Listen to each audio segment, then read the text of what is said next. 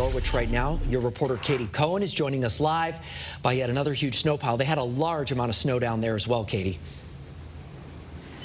Yes, Mark, we are here in Norwich right now because this is the area of the state that got some of the highest snow totals. And I think where I am right now really proves it. We are at the parking lot for the Norwich Town Commons. This massive snow pile has been building up all day as plow drivers have been here clearing this massive parking lot. For reference, I'm looking right at the Planet Fitness here.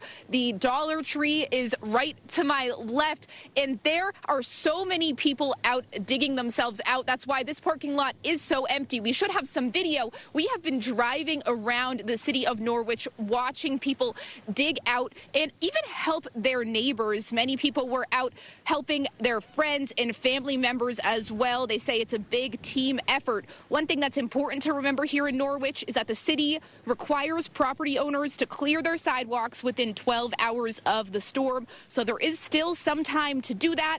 But we did meet some people who are giving back to those who can't dig themselves out. Dylan? No, we're doing good. And, you know, some of this stuff where the road and the plows are just pushing stuff, you know, we're seeing upwards of 24 inches. Realistically, center of driveway is like 20 inches. And it's been brutal. You know, the good thing is we're almost done. We did our whole route last night and early this morning, and we're just doing a little cleanup stuff with the snow blower because we got a really large truck.